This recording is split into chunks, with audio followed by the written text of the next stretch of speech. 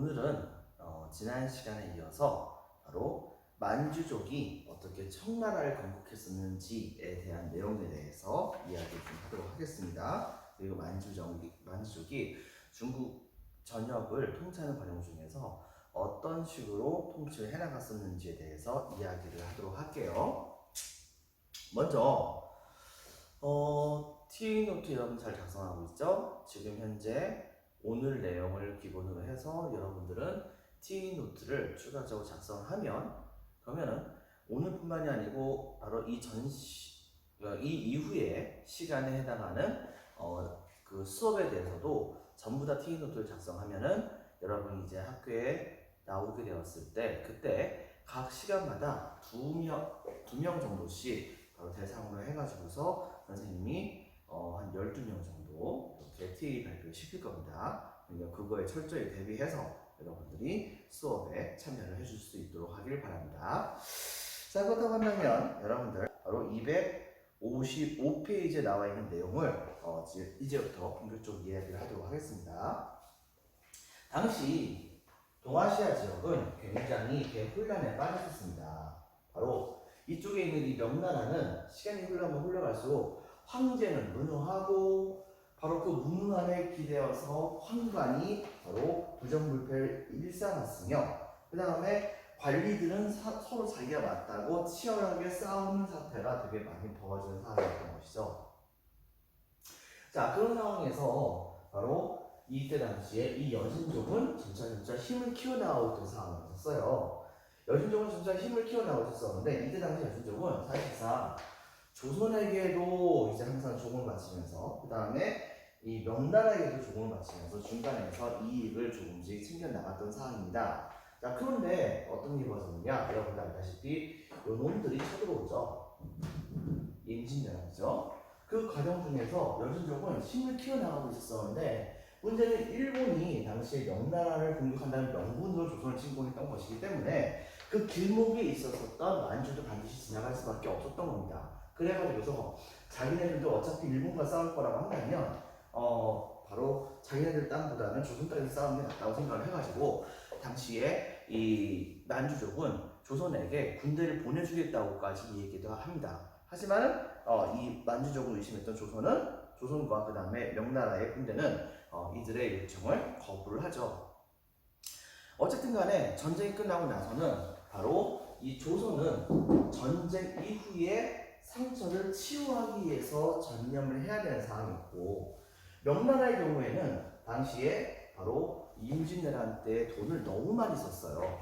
돈을 너무 많이 썼는데 당시에 이제 7년 동안 우리나라에 주둔했었는데 이 명나라 군대가 근데 주둔했던 군대의 숫자만 거의 7만 명이 기본적으로 있었기 때문에 5만 명에서 7만 명 정도가 있었기 때문에 그들이 매번마다 먹고 마시는 모든 돈들을 국가가 비용을 해줬고 거기다가 병사들의 월급까지 줬기 때문에 그 비용이 막대하게 들어있던 상황입니다. 그런데 문제는 뭐냐? 바로 이렇게 비용이 막대하게 드는 그런 상황에서 이제 국가의 재정이 파탄 지경에 빠지게 되자 그러자 명나라는 옛날의 정신을 잃어버리고 당시에 오래전에는 백성들에게서부터 세금을 많이 걷기 시작하게 됩니다. 이렇게 세금을 많이 걷게 되니까 이거에 대한 반발로서 명나라의 농민들은 반란을 각 지역에서 일으키게 되었던 것이죠. 이렇게 되니까 이 명나라는 점차 이제 나라 자체가 굉장히 어지러워지고 있었던 상황이었습니다. 자, 그런데 이제 이 명나라가 이런 틈을 타가지고서 이쪽에 있었던 그 여진족들이 드디어 우리는 문수보살의 무리들이다라고 이제 뭉치면서 스스로를 바로 여진족에서 만주족이라고 이름을 바꾼 다음에 그 다음에 당시에 영웅 중에 한 명이었던 누르하치라고 하는 사람이 중심이 돼가지고서 점차 힘을 키워나가다가 바로 만주 지역을 사실상 통제해 왔었던 명나라의 군대를 내쫓아버리고 그리고 이 지역에다가 뭘 세웠냐면 바로 후금이라는 나라를 세우게 됩니다. 자, 후금이라는 나라를 세우게 되자 명나라는 이 후금을 막기 위해서 사면관이라고 하는 그런 강력한 요새에서 이들을 맞이하는 모습을 보여주면서 나름대로는 명나라의 모든 군사력을 동원해서 여기를 지키게 만들었고 후금은 여기를 쉽게 넘어갈 수 있는 상황이 못 됐었어요. 그때 당시에 이 명나라에 선교를 하러 왔었던 선교사들이 알려줬었던 방식대로 대포까지 만들어가지고 이런 거 그때 당시 이것을 홍위포라고 하는데 이 대포를 갖고 와가지고서 이 후금의 군대가 쳐들어오면 그들에게 대포를 쐈기 때문에 항상 후금은 여기에 대한 두려움이 되게 많이 있던 상황이었었던 거예요. 근데 그때의 조선의 왕이 바로 여러분이 잘 알고 있는 광해군입니다. 이 광해군은 당시에 이 후금이 전쟁하면서 힘이 세지게 되자 얘네들을 굳이 그렇게 건드릴 필요는 없다고 생각했었어요. 그런데 문제는 뭐냐? 명나라의 입장에서는 후금을 제압하는 게 중요하다고 생각했었습니다. 때문에 바로 이 명나라는 조선에게 군대를 보내달라고 요청했었고 옛날 임진왜란 당시 때에 명나라가 조선을 구해줬던 것에 대해서 우리가 생각을 하지 않을 수가 없었기 때문에 바로 이 광해군은 이때 당시에 조선 군대를 한 10,000명 정도를 명나라를 위해서 파병을 합니다. 그래가지고서 이 명나라 군대하고 조선 군대가 만나요. 그리고서 이때 당시에 그것보다 숫자가 훨씬 더 적었었던 금나라의 군대와 사르후라고 하는 곳에서 대판 붙게 됩니다. 그런데 문제는 뭐냐? 당시에 이 광해군이 조선군의 총대장이었던 강홍립 장군에게 이런 얘기를 합니다. 바로 너희는 나가서 싸우는데 절대로 네가 앞장서서 용맹하게 싸우지 말아라 라고 하는 밀명을 내려요. 결과적으로 어떻게 벌어지느냐? 전쟁이 벌어졌는데 이때 당시에 이 후금의 군대는 명나라의 군대를 공격을 해가지고서 10만 명이 넘는 군대들을 사실상 거의 다 전멸시켜버립니다. 그리고 마지막 남은 조선의 군대와 싸움을 벌여야 되는 상황이 됐던 것이죠. 그런데 이때 당시에 조선의 군대가 그대로 명나라의 후금의 군대에게 항복을 해버립니다. 이것은 아마도 광해군이 봤을 때, 광해군이 내렸었던 그런 밀명을 따라서 조선의 장군이었었던 강홍립 장군이 바로 후금과 조선과의 사이를 생각을 해가지고서 싸움을 벌이지 않은 것이라고 생각을 할 수가 있어요. 그래가지고서 이때 당시 후금은 이때 당시에 조선에 대해서 악감정을 갖지 않습니다. 조선의 상황을 이해한다 라고 얘기하고 조선으로 돌아갈 사람들은 좀 어느 정도 다 보내주고 일부는 후금에 남으려고 하는 그런 군대들의 경우에는 후금이 그 사람들을 흡수한 경우도 있었습니다. 물론 강홍립 장군은 한동안 후금의 군대와 같이 돌아다니고 있는 상황이 되었던 것이죠. 나중에 이제 그랬겠지만. 자, 근데 이제 명나라의 경우에도 이 조선의 군대가 이제 명나라를 위해서 일단 출동을 했기 때문에 그렇기 때문에 조선이 의리를 지켰다고 생각을 했습니다. 결과적으로 뭐냐? 광해군의 그 유명한 환상의 줄타기 외교, 바로 여러분이 잘 알고 있는 중립외교를 이 당시에 성공을 시켰던 것이죠. 하지만 문제는 뭐냐? 조선 안에서 인조가 즉위하게 됩니다. 광해군이 쫓겨나게 되고 인조가 즉위하게 되자 이 인조는 바보같이 후금에게 친명배금, 명나라 칭하고 그 다음에 금나라를 배척한다 라고 하는 이야기를 하게 되었고 이것 때문에 바로 명나라와 자웅을 겨뤄야 되는 그런 후금의 입장에서는 뒷덜미에 조선이 있는 것이 좀 불합리하다 생각을 했기 때문에 초장에 처음에는 3만 명 정도에 해당되는 군대를 동원해가지고서 조선에 있는 모든 성들을 싹 다 무시하고 이때 당시에 평양까지 전부 다 함락시킨 다음에 더 내려오다가 그러다가 바로 조선 정부가 항복을 하겠다라고 얘기를 해가지고 그냥 돌아갔습니다. 이게 바로 그 유명한 정묘호란입니다. 하지만 나중에 가서는 바로 조선 정부가 후금의 요구사항을 그다지 잘 듣지 않을 것 같다는 그런 생각을 듣게 되자 다시 한번 군대를 동원을 한 다음에 그 다음에 그 군대는 그대로 내려와가지고서 바로 조선의 왕을 남한산성까지 열심히 밀어붙이게 되죠. 그게 바로 그 유명한 병자호란입니다. 이 병자호란으로 인해 가지고서 그래서 조선은 바로 이 청나라에게 사실상 항복을 하게 됩니다. 근데 자 먼저 동남 1번 적겠습니다. 건국 누르하치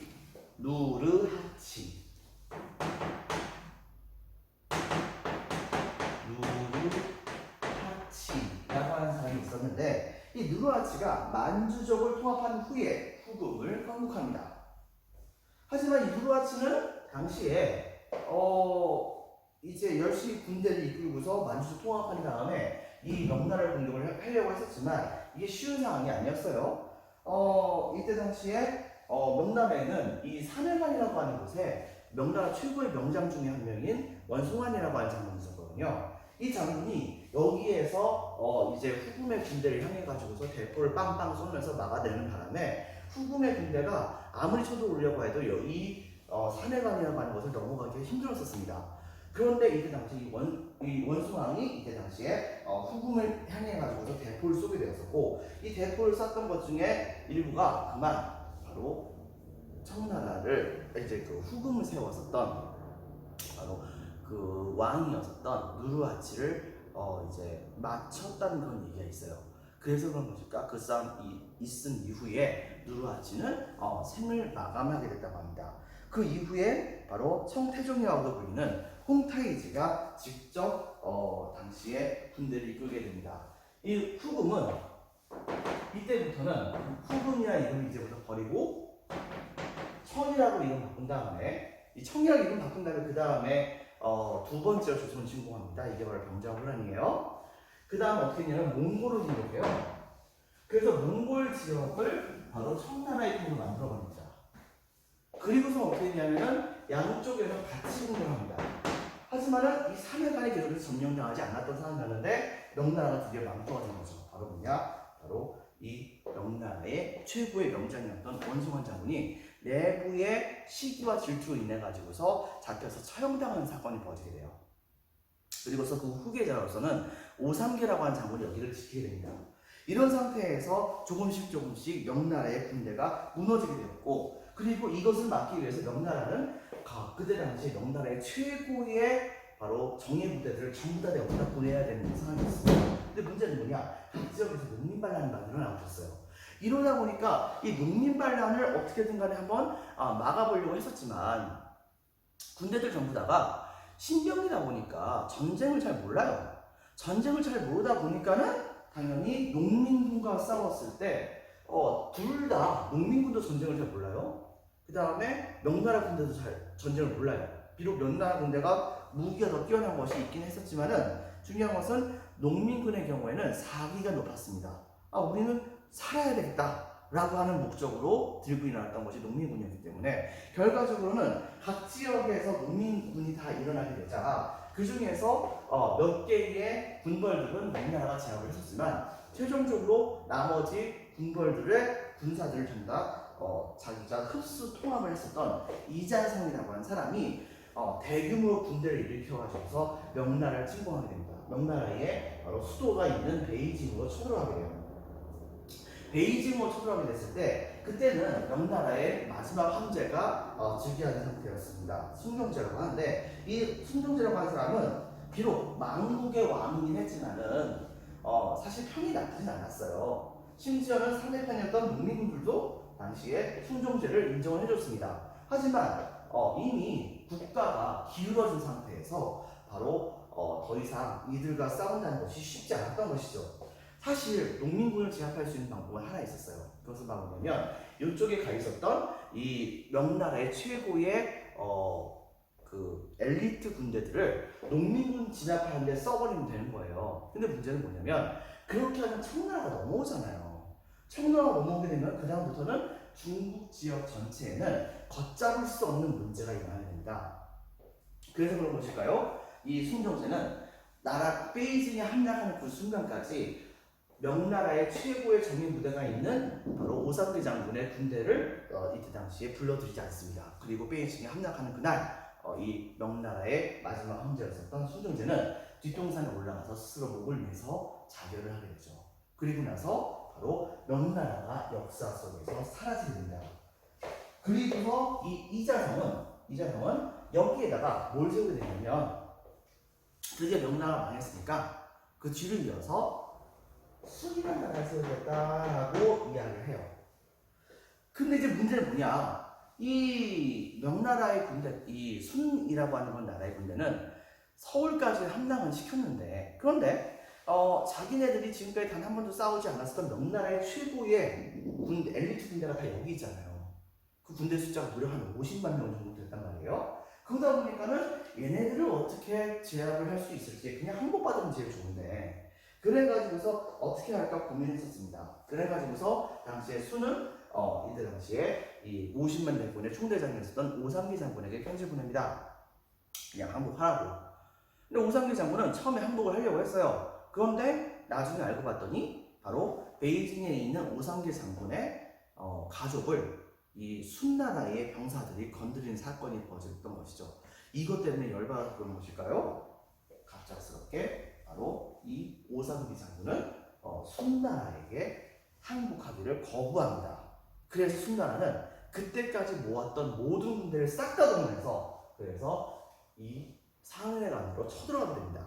산해관에 있는 오삼개 군대는 뒤에는 청나라의 군대, 그리고 앞에는 순나라의 군대로 양쪽에서 샌드위치를 당하게 되는 그런 상황이 되게 됐던 것이죠.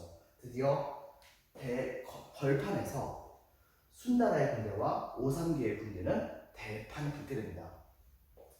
처음 싸움에서는 전쟁에서 항상 이제 최고의 엘리트의 기계를 보여줬던 이 오삼개 장군의 군대가 굉장히 잘 나갔던 상황이었어요. 하지만 결과적으로는 이 오삼개 장군의 군대는 여기밖에 없었기 때문에, 그렇기 때문에 여기에 양식이라든가 이런 것이 많이 있지도 않았고 배우지도 없었기 때문에 결과적으로는 패배할 수밖에 없는 상황이 벌어지게 됐던 것이죠. 드디어 양쪽은 대규모의 전투를 벌입니다. 처음에는 명나라의 군대가 우세했었지만 시간이 흘러갈수록 점차 순나라의 군대가 우세해지게 됩니다. 그리고 시간이 흘러가면서 점차 명나라의 군대가 폐색이 짙어지게 되고 그들은 결과적으로는 후퇴를 할 수밖에 없는 상황이 됐는데, 갑자기 어디선가 뿌연 구름들이, 먼지 구름들이 쫙 하고 오는 거예요. 순나라 병사들은 쟤네는 뭐지 하고 이렇게 쳐다봤어요. 근데 봤더니 여러분들, 그것은 먼지 구름이 아닙니다. 알고 봤더니 그 먼지 구름은 누군가가 일으키는 거였는데, 알고 봤더니 청나라의 군대가 거기에 도착한 겁니다. 실제로는 뭐였었느냐? 당시에 오삼개는 순나라의 군대와 싸울 바에는 차라리 순나라에게 항복을 할 바에는 차라리 청나라에게 항복을 하겠다라고 하면서 50만 대군을 들고서 그냥 청나라에게 항복을 해버린 거예요. 결과적으로 어떻게 되느냐? 청나라는 10만 명의 군대를 동원해서 명나라의 50만 명의 군대와 같이 10만 명의 기마병과 명나라의 50만 명의 보병 부대와 그 다음에 순나라의 군대가 대판 붙게 되는 사태가 벌어지게 됩니다. 순식간에 양쪽의 군대에게 공격을 받게 되었던 순나라는 순식간에 그 군대가 밀려버리게 되었고, 그 결과 베이징을 내주고 그리고 속절없이 밀리다가 그러다가 중국 전역을 전부 다 이들에게 넘겨주게 됩니다. 그렇게 하면서 이때 당시에 순나라는 순식간에 멸망하게 돼요. 그런데 이제 문제가 뭐가 있냐면, 청나라는 명나라를 멸망시킨 게 아니에요. 명나라는 바로 순나라 때문에 망한 것이라고 보면 됩니다. 농민반란 때문에 망한 겁니다. 그런데 이 청나라가 이때 당시에 이 농민반란군을 진압을 하는 과정 중에서 내세웠던 명분이 뭐였냐면, 바로 명나라의 원수를 갚겠다 이렇게 얘기하는 거예요. 우습잖아요. 근데 웃긴 게 뭐냐면, 당시에 명나라의 마지막 황족도 있었어요. 명나라의 마지막 황족들이 그래도 명나라를 계속해서 유지하겠다고 여러 지역에서 스스로 황족들이 각 지역에서 황제를 칭하면서 남쪽에서 열심히 싸움을 벌이려고 노력을 합니다. 하지만 이 청나라는 그들까지 완벽하게 진압을 하게 되면서, 그러면서 본격적으로 이 청나라는 중국 전역을 장악을 하게 됩니다. 먼저 보겠습니다. 바로 동감 2번 조선 공격, 오른쪽에다가 병자 호란, 멸망 후. 동감 1번 바로 이자성해란,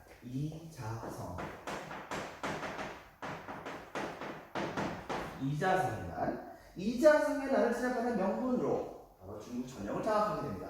그리고 동감 2번 바로 동감 2번은 수도를 이때 당시에 베이징으로 옮기게 되었던 것이죠. 그래가지고서 명나라를 계승한다는 명분을 내세웠던 겁니다. 자, 이렇게 했었던 이 청나라. 근데 청나라가 너무 너무 정치를 잘했어요. 어느 정도냐면 전쟁에서는 몽골족이 전부 다 승리할 편이 됐죠. 그러다 보니까 더 이상 북쪽에서부터 서두를 군대가 없어요. 그러다 보니까 이 땅들이 전부 다가 청나라의 땅이 된다. 이 위쪽의 땅까지, 현재 몽골 지역인 땅까지 다 청나라의 땅이 되고, 그 다음에 이들은 바로 군대를 동원해 가지고서 서역 지역을 점령합니다. 그러면서 서역까지 공격을 해가지고서 이 지역까지 차지를 했으며, 그 다음에 중국의 서부 지역에는 티베트 고원이거든요. 티베트 고원이 이때 당시에 사실상 독립이 되어 있는 상황이었었는데, 이 지역까지 공략을 해가지고 이 지역의 우두머리에게 자치를 맡긴다는 명목으로 이 지역을 실질적으로 청나라의 통치하에 집어넣게 됩니다. 그러면서 이 넓은 땅들이 바로 청나라의 통치하에 오게 되었으니, 그러니 이것은 바로 뭐냐면은 이 지역까지 가게 되는 것이죠. 이렇기 때문에 여러분들 이것은 바로 뭐냐면은 옛날 중국에서 칭기스칸이 차지했었던 원나라 다음으로 가장 넓은 영토를 차지하는 모습을 보여줬다고 우리는 찾아볼 수가 있어요. 자, 이렇게 되는 모습을 보여주게 되면서 그렇게 거대한 업적을 남겼을 때가 바로 언제였느냐? 바로 발전에서는 강희제라고 하는 황제에서부터 시작을 해서 옹정제와 그 다음에 빈칸에 적혔습니다. 걸륭제. 이 사람은 제위기간만 50년이 넘어요. 그동안 얼마나 많은 이제 정치적인 개혁을 많이 했겠습니까? 안정적으로 정치를 했겠어요. 이렇게 하게 되면서 이때 당시에 지금 현재 우리가 알고 있는 현재의 중국 영토로 정도로 영토를 확장하게 됩니다. 현재 중국은 여기에서 몽골 고원이 있는 그 지역 빼놓고, 그 다음에 연해주라고 불리는, 러시아 쪽으로 넘어갔었던 연해주라고 하는 불리는 그 지역을 빼놓고만 전부 다 그 지역을 빼놔야지 지금 현재의 중국이라고 보면 됩니다. 이런 점을 여러분들 기억을 해주기 바랍니다. 자, 하지만 중국은, 청나라는 당시에 여러 가지 정책을 취하면서도, 그러면서도 이제 항상 두려운 게 있었어요. 왜냐면은 이놈의 이 한족이 중화사상이 너무 강했기 때문에 이런 강력한 중화사상을 제압을 하면서도 청나라의 통치를 정당화할 필요가 있었던 것이죠. 그러다 보니까 첫 번째, 한마디로 말하면 이겁니다. 청나라에게 열심히 잘하겠다고 얘기하는 애들한테는 잘해주고, 그 다음에 까불겠다, 그러면 싸우겠다라고 하는 애들은 다 밟아버렸어요. 예를 들면 이런 식이에요. 회유책에서는 먼저, 자, 동그라미 3번에 청해 중국 통치 별표 2개 쳐주기 바랍니다. 별표 2개 쳐주세요. 바로 청해 중국 통치에서는 첫 번째 뭐가 있었냐면, 회유책은 다음과 같은 조치를 취합니다. 이른바 인재 등용 및 관직 임명에서 동그라미 1번 만한 병용책, 만주족과 한족을 거의 동수로 이렇게 뽑아가지고 고위관직까지 한족이 올라갈 수 있도록 조치까지 다 취해줍니다. 그러다 보니까 당시에 이 한족의 경우에는 나라가 망해가지고서 한족이 바로 높은 자리에 올라갈 수 있는 상황이 없을 거라고 생각을 했는데, 생각보다는 많이 높은 자리까지 올라갈 수 있는 상황이 된 거예요. 그러다 보니까 그들은 첫 번째, 나중에 가서는 이 청나라를 그냥 중국의 왕조라고 생각하는 상황까지도 벌어지게 됩니다. 동그라미 1번. 동그라미 2번. 청나라는 일단은 명목이 그거잖아요. 명나라의 통치, 명나라의 그런 뭐라고 할까, 원수를 갖기 위해서 이렇게 중국 전역을 장악한다는 게 명목이었잖아요. 그러다 보니까 뭘 했었냐면 바로 동그라미 2번 명나라의 통치 조직을 그대로 인정해 줍니다. 당연히 명나라 시대 때의 지방의 권력자들이 누굽니까? 바로 신사계층들이죠. 이 신사계층들을 그냥 인정을 해줍니다. 당시에 동그라미 2번. 동그라미 2번, 그래서 동그라미 3번 명예 지배층인 빈칸에 적혔습니다. 신사층의 특권을 인정. 동그라미 기업, 이 특권은 형벌과 동그라미 니은 형벌과 요역에서의 특권 참. 형벌과 요역. 이 요역이라고 하는 것은 바로 국가에게, 국민이라고 한다면, 백성이라고 한다면 국가에게 1년에 며칠간 공짜로 아무런 대가 받지 않고 노동력을 바쳐야 하는 것을 요역이라고 하는데요. 그런데 당시에 이 청나라는 형벌과 그 다음에 요역이라고 하는 측면에서 신사층을 우대해줘요. 명나라 시대 때 지배계층이었던. 그러다 보니까 신사층의 경우에는 명나라 시대 때도 지배계층, 청나라 시대 때도 지배계층이다 보니까 굳이 청나라에게 반발을 할 필요가 없었던 겁니다. 동그라미 니은, 바로 지방행정을 보조하는 역할을 바로 이 신사층에게 맡깁니다. 그러다 보니까 신사층은 바로 이제 옛날의 권리를 그냥 자기가 갖고 있으니까 별로 그렇게 반발할 필요가 없었던 것이죠. 그 다음에 동그라미 이제 4번, 동그라미 4번 학교 및 빈칸이 되겠습니다. 과거제, 학교 및 과거제를 이때 당시에 그대로 수용합니다. 무슨 말이냐면 명나라 시대 때에 바로 원나라의 모든 풍습을 없애기 위해서 성리학을 수용했었어요. 명나라는 성리학을 수용했는데, 그런데 문제는 뭐냐? 당시에 이러한 성리학을 가리키기 위한 학교와 그 다음에 성리학을 바로 시험 주제로 삼는 과거제를 실시해가지고서 백성들을 성리학적으로 교화시키고자 했던 겁니다. 그런데 이 청나라는 바로 그런 명나라의 정책을 그대로 본다요. 그대로 본다 가지고서 이때 당시에 바로 성리학을 가리키는 학교를 열심히 활성화시키고, 그 다음에 두 번째 과거제를 성리학을 이제 시험을 보는 과거제를 수용하게 됨으로써 바로 옛날의 명나라의 제도를 그대로 수용하게 됩니다. 그 다음에 또 한 가지, 바로 동그라미 5번 대규모 편찬 작업에 한족 학자들을 대거 등용해요. 그러니까 몇만 건이 넘는 그런 거대한 바로 유교 경전들을 전부 다 싹 다 수집해가지고서 가짜인 것 같은 것들은 전부 다 불태워버리고 그 다음에 진짜인 것 같은 그런 성인들의 옛날에 있었던 그런 성인들의 여러 가지 책들 같은 것을 싹 다 모아서, 그래서 이것을 나름대로 백과사전식으로 정리를 해놓습니다. 이렇게 해서 만들어졌었던 거대한 그 책이 바로 뭐냐? 여기 사고전사라고 하는 책이에요. 이 사고전사라고 하는 책을 만드는데 이때 당시에 바로 이 한족학자들은 거기에 나와 있는 모든 단어들의 책임까지도 전부 다 싹 다 만듭니다. 이렇게 하다 보니까 그 규모가 상상을 초월할 정도로 엄청나게 많았었는데요. 당연히 이것을 만들려고 한다면 한족 학자가 되게 많이 필요했는데 유교에 굉장히 밝은 사람들이 전부 다 한족 학자니까, 그러니까 당시에 바로 이 청나라는 유학 학자들, 특히 바로 이 한족의 학자들 대거 돈 주고서 고용을 합니다.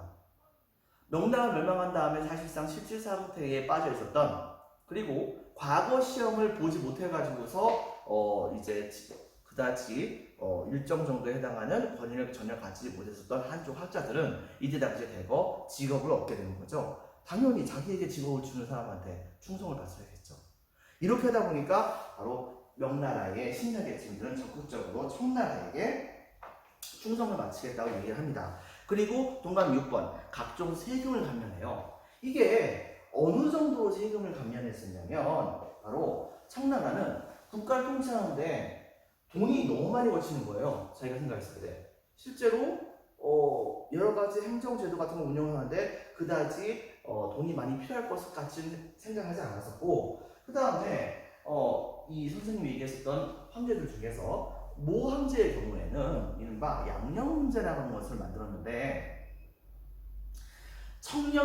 관리들이 청렴결박하게 여러 가지 일들을, 자기에게 주어진 여러 가지 업무들을 실시하게 합니다. 근데 만약에 업무를 실시하다가 그러다가 자기가 이제 특정 업무를 조금 이권을 맡고 있는 사람에게 유리하게 해줘가지고서 뇌물을 받으면 그 사람을 그대로 처형시키거나 했었어요. 근데 다만 만약에 특정 업무를 시행을 했는데 그 업무를 여러 가지 사업 같은 걸 시행을 했는데 그 사업을 여러 가지 수단과 방법을 가리지 않고서 바로 재원을 이제 절약을 해가지고서 돈이 많이 남잖아요. 그러면 이때 당시에 그 남은 돈의 몇 분의 몇은 이 관리가 그냥 가질 수 있게 만든 조치를 취해주게 됩니다. 그러다 보니까는 당시에 이 청나라의 관리들은 무슨 조치를 취했었냐면 이왕이면은 여러 가지 사업들을 최대한 절약을 하면서 이를 추진하려고 하는 모습을 보여주겠죠. 왜? 그렇게 해서 절약한 돈의 몇 배는 것은 국가가 인정해주는 자기 돈이 될 수가 있으니까. 그리고 굳이 다른 사람들에게 손 벌려가지고서 뒷돈 챙기거나 할 필요가 없는 겁니다. 바로 이렇게 한 조치를 취하게 되게 됨에 따라서 재정이 굉장히 많이 절약이 돼요. 굉장히 많이 절약을 하는데 세금이 많이 거치게 되니까 나중에는 아예 이 청나라는 백성들에게 한 10년인가 한 그동안 백성들에게 아예 세금을 받지 않아요.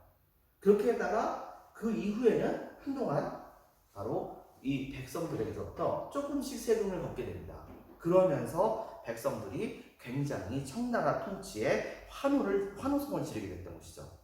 백성들 입장에서는 명나라의 통치보다도 청나라의 통치가 훨씬 더 이제 온화했기 때문에 동관 6번 각종 세금 감면. 하지만 주는 게 있으면 받는 것도 있는 것이겠죠. 즉 아무리 그렇다고 하더라도 한족이 만약에 저항한다고 한다면 걔네를 그냥 냅두면 안 되잖아요. 동감 1번 한족에게 바로 만주족의 복장과 변발을 강요합니다. 즉 변발은 여러분도 알다시피 바로 이겁니다. 우리나라의 댕기머리와 좀 비슷한데 다만 우리나라의 댕기머리는 머리를 그대로 둔 채로 댕기를 뒤로 따는 것이 바로 댕기머리라고 한다면 중국의 이제 이 변발이라고 하는 것은 여기 뒷머리까지는 똑같아요. 근데 앞머리 부분은 앞쪽에 있는 이 앞머리 부분은 면도칼로 싹 밀어버립니다. 그 뒷머리만 가지고서 바로 따가지고서 있는 그런 형태의 머리를 바로 이제 이 변발이라고 하는데요. 당시에 이들은 이런 조치를 취합니다. 이 지역의 각 지역을 정복을 할 때 항복을 했었던 그런 그 지역이 진짜 청나라에게 충성을 바치는지 안 바치는지 잘 모르잖아요. 그래서 어떻게 할까 고민하다가 다음 같은 요건을 내세웁니다. 만약에 너희 지역이 우리 청나라에 합쳐지기를 원한다고 한다면 바로 항복을 한다고 한다면 결과적으로는 바로 너희들 중에서 남자들은 전부 다 머리를 빡빡 밀어서 변발로 하고 두 번째 바로 청나라의 복장을 입도록 해라 라고 얘기하는 겁니다. 근데 중국 사람들도 옛날에 그런 말 있잖아요. 신체 발부는 수지분무다. 즉 몸에서 나오는 모든 것들은 분무라고 배웠는데 근데 변발을 하라고 하니까 그러니까 청나라 사람 이때 당시 명나라의 옛날 백성들은 전부 다 여기에 반발했던 것이죠. 실제로 반발했던 사람들도 많이 있었습니다. 하지만 청나라는 그들을 절대 가만두지 않았어요. 말 그대로 어떻게 됐냐? 예를 들면은 어떤 지역에 있는 어떤 도시에 있는 사람들이 한 50만 명 있는 그런 사람들이 바로 청나라의 그런 조치에 대해서 반대를 하면 그러면은 그 성의 항복을 받아들이지 않고 끝까지 공격을 해서 그 성을 불태워버린 다음에 거기에 있는 남자들은 전부 다 씨도 남기지 않고 다 죽여버리게 됩니다. 이런 식의 조치를 취했던 것이 바로 청나라의 이제 강압 정책이라고 볼 수 있겠어요. 동감 1번 한족에게 만주족 복장과 변발을 강요합니다. 동감 2번 어떤 유학자라고 하더라도 함부로 만주족을 비판하는 모습은 보여주지 않게 합니다. 즉 예를 들면은 청나라도 사실 만주족에서 시작한 거잖아요. 만주족은 사실 만주 지역에 있는 야만이었던 여진족에서부터 시작한 거고 근데 그들에 대해서 이 중국에 있는 사람들이 한족이 너희들은 원래 옛날에 문명이 좀 떨어진 애들이었어 뭐 이런 식의 비판을 하게 된다고 한다면 그런 글이라도 조금이라도 썼던 놈들을 끝까지 잡아가지고서 그 사람의 삼족을 다 멸해버립니다. 뭐 할아버지라든가 그 다음에 아버지라든가 그 다음에 손자까지 전부 다 싹 다 잡아가지고서 죽여버리게 되는 그런 조치를 여러 번에 걸쳐 시행하게 돼요. 이게 바로 그 유명한 바로 문자의 옥이라고 하는 것입니다. 글을 잘못 썼다가 옥살이라고 하는 거죠. 옥살이에다가 옥살이만 하면 상관이 없는데 목까지 다 잘리게 됩니다. 이런 식의 조치를 취하게 되면서 그러면서 청나라는 당시에 회유책으로는 달래고 강경책으로는 짓누르면서 이 중국 사람들 전부 다를 나름대로 이제 어르고 달래면서 자기의 말을 잘 듣도록 조치를 취해 주게 됐던 거예요. 실질적으로 이 만주족의 경우에는 인구가 한 100만 명 내외 정도라고 볼 수 있는데 당시에 이 명나라의 인구수가 거의 1억에서 2억에 가까운 사람들이었었어요. 근데 이것이 이 100만 명 가지고서 1억에서 2억 정도 되는 그런 사람들을 통치하는 것이 가능했던 이유는 바로 이 청나라가 이런 회유책과 강화책을 아주 효율적으로 번갈아서 썼기 때문에 가능했던 것이라 보면 되겠습니다. 자, 그렇게 해서 결과적으로는 이주치겠습니다. 소수민족으로 안정적인 중국 통치가 가능했다까지 우리는 보도록 하겠습니다. 자, 여러분들 오늘은 여기까지 할게요. 다음 시간에는 명나라, 청나라의 상공업이 발달하고 동서교류가 활발해지다에 대한 내용에 대해서 수업을 진행하도록 하겠습니다. 자, 여기까지 하겠습니다. 감사합니다.